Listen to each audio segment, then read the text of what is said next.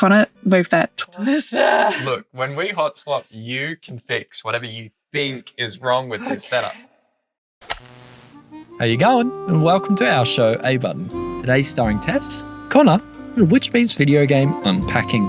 This is episode 2 in our Unpacking series, where in the game we unpack our sentimental stuff and in the commentary explore ideas of home and the anxieties around it. So get snug, brew a bevy, and here we go. What's up, Drunkmeisters? And welcome back to Unpacking. Thank you. Very good. Thank you. I appreciate that. So, where were we, Tess? We were going to university. Going to uni. Connor and Tess. So, Let's go back to we completed that. year.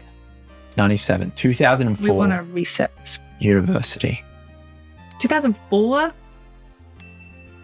Where were you in 2004? Where were you? I was 2 years old. So I was still in Great Britannia. Great Britannia. Britannia. God save the king, am I right? Is that me? Am I the king? Who? Am I the king? No. You shall never replace King Charles, except when he dies in about a week. So, single window facing the back of another building. Classic, that's what I had. Did you? I had that too. Mine had graffiti on it. I actually had a pretty nice view. Yeah? Auckland sunsets were beautiful.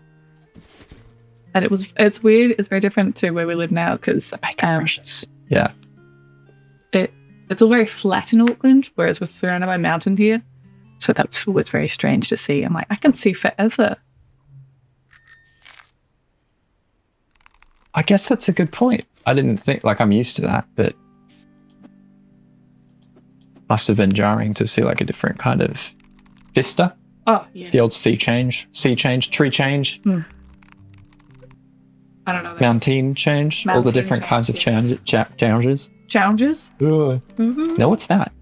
There's a little DVD, I think, that will probably go on the shelf. Yeah. So I'm taking it this character is likely female.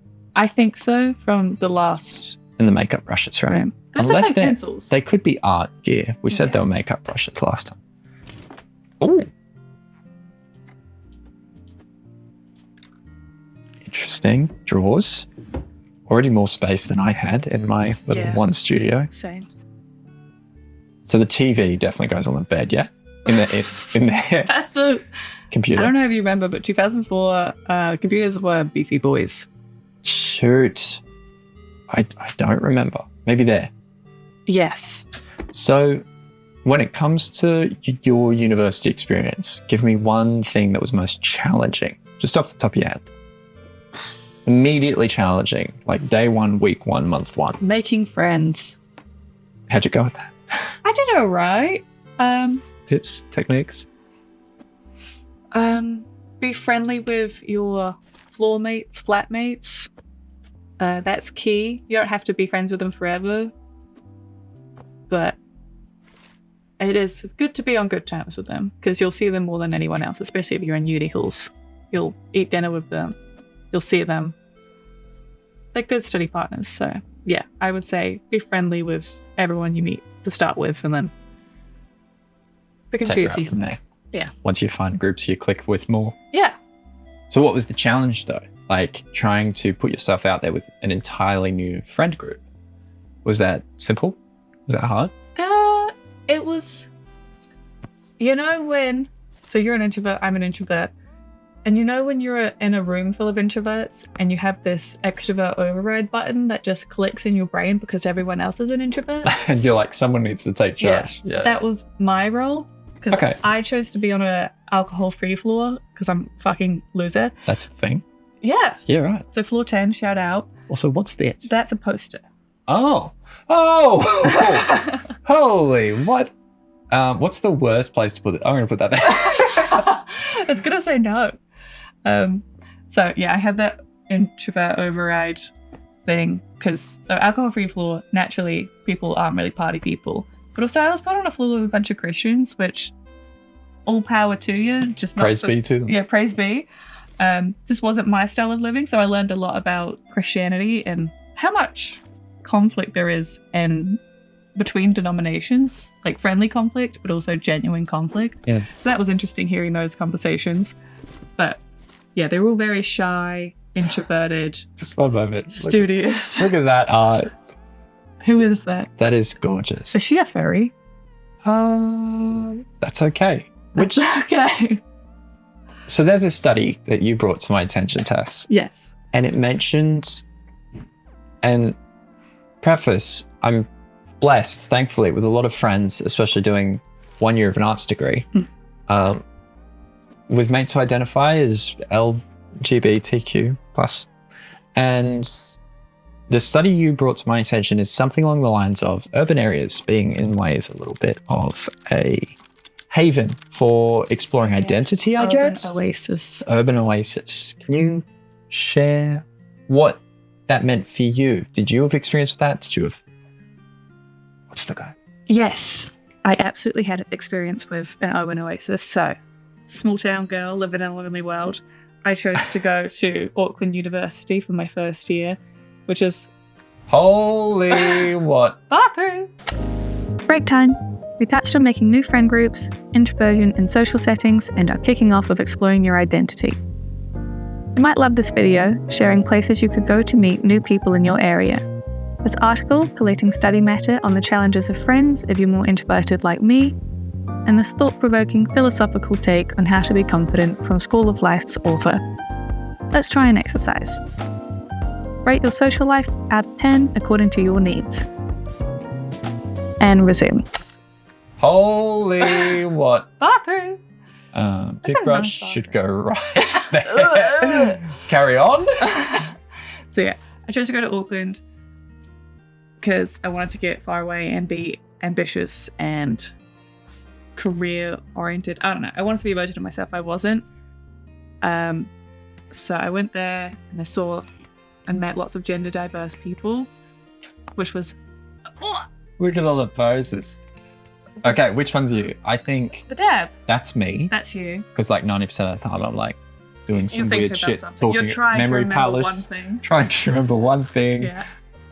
And that's me. That's you. That is absolutely you. Yeah. Okay, carry on. So you did some experimenting? Yeah. So. Oh. I'm Blah. trying to find my words. Sound it out. So.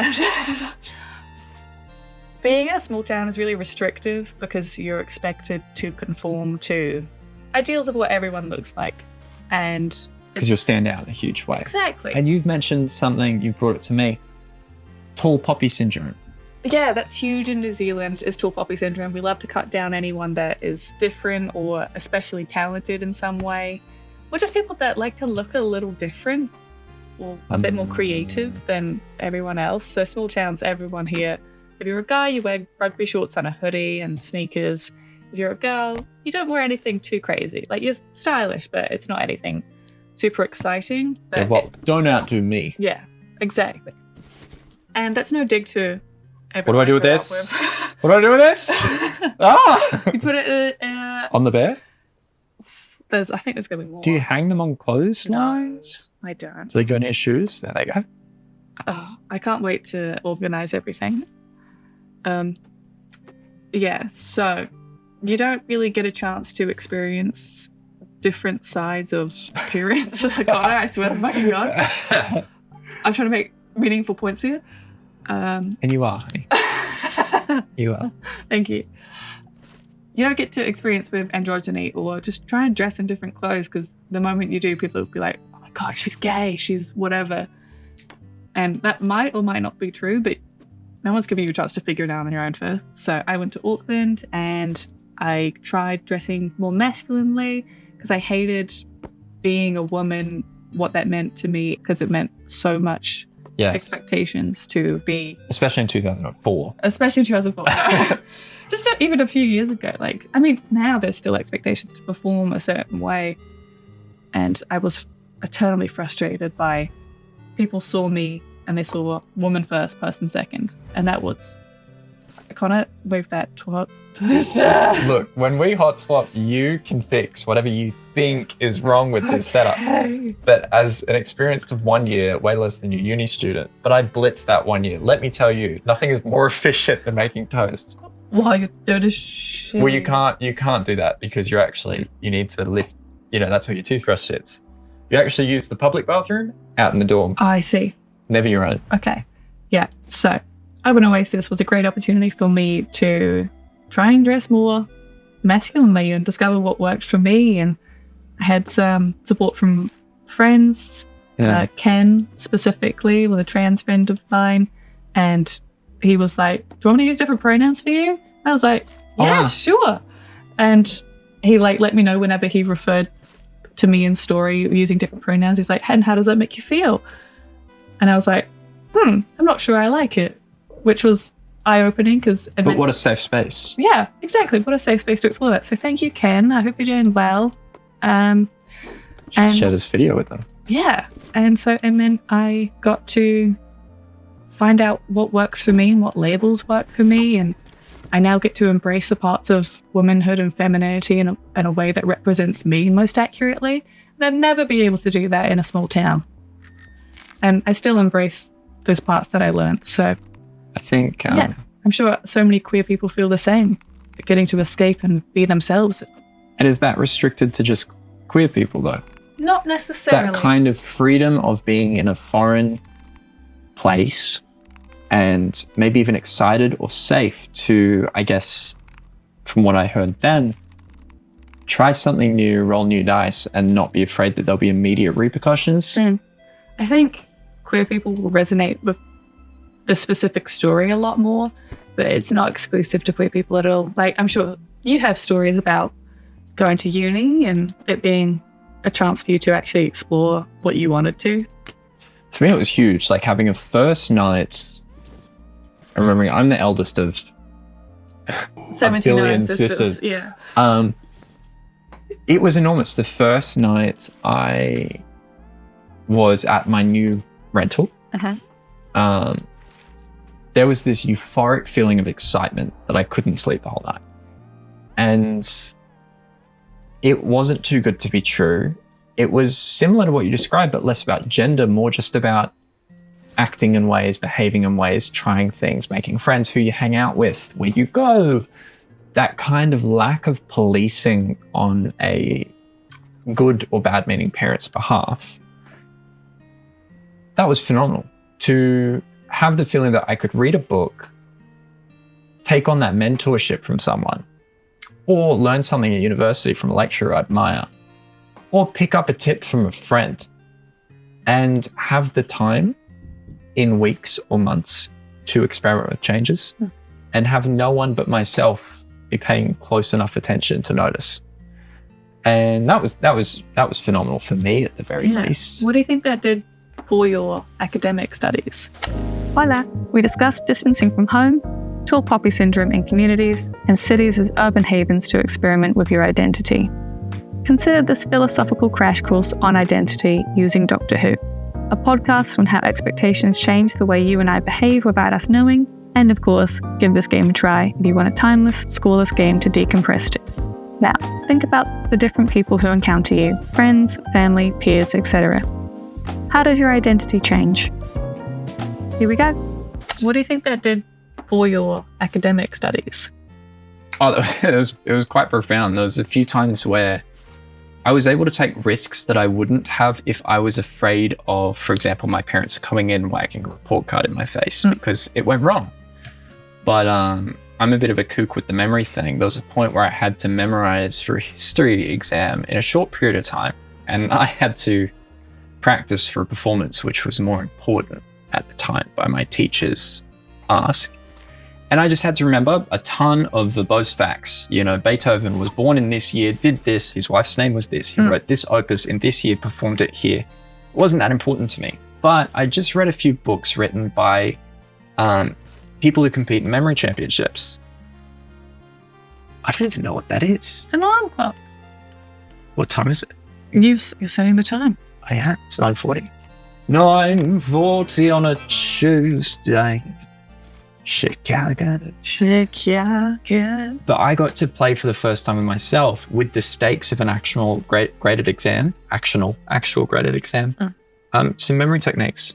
And with way less study than anyone else, I was able to just riff off with weird limericks and stuff and ace that exam. Nice. I wouldn't have done that at home because I would have been afraid that if it went wrong, you know, mum and dad are going to have a talk. And, you know, we didn't have the best way to communicate disappointment when it was academic. I think that's quite normal. So it wasn't always for me. But not just me. I know, again, with the arts and the music, I wasn't the only friend experimenting to a high degree. And also being able to call the shots on your own life for the first time. You know, being able to go, if this fails, I'm taking the bet. Rather than I can't fail because that'll disappoint X and Y. The only person you've got to disappoint is yourself.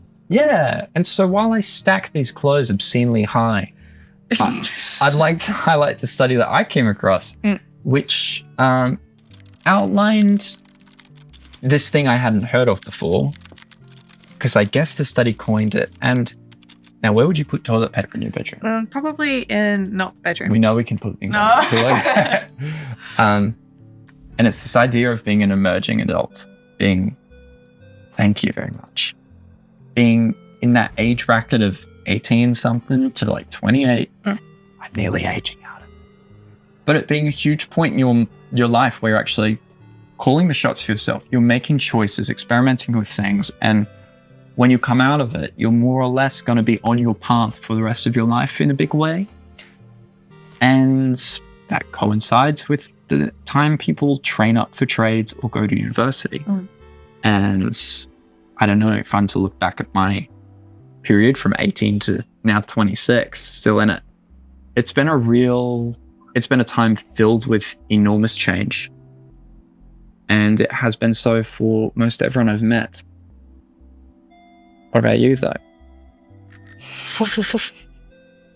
I love this thing that you do where you go on this big, long, beautiful ramble. And you're about not ready? life. And I'm not ready for you to throw the question back at me. Well, it seems you're quite set in what you want to do and who you want to be in terms of a career. Yeah. Whereas I am anything but throw darts at the wall, see what sticks. And then unfortunately, you know, had a few external things that change that. Moving, and there's studies that show that as well. Moving when you're trying to get your foot in the door has a mal effect. But do you feel like you know what's up, know what the next 5 years is going to look like? Do you ever feel anxious about this going through this next 8 years of your life? Yeah, all the time. I'm scared of actually having to do a 40-hour work week because fuck that. But as someone with carpal tunnel from coffee making, I can testament to that.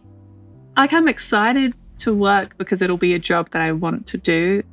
And I'm proud of the choices I made to get to that future end goal because I'll definitely get there in some capacity. So I know what my life will look like.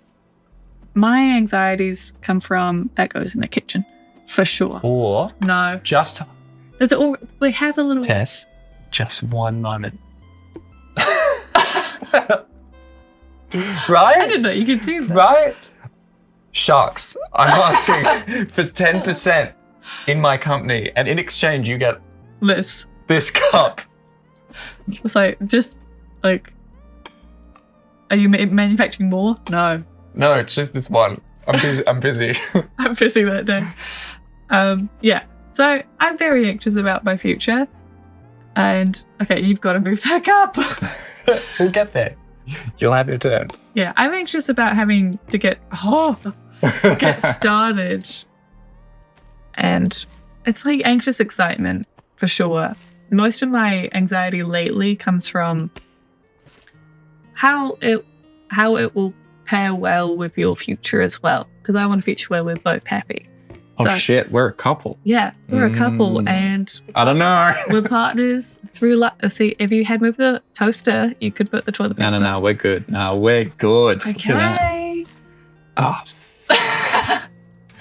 How many of these you gonna collect? Stocking up for COVID. Yeah, so that's your hoodie on every door. No. My hoodie has polar bears on it. Which one? You've Why got? are you putting pads there? They're gonna get wet. Look, let's be honest. Did you expect that I would know where they live?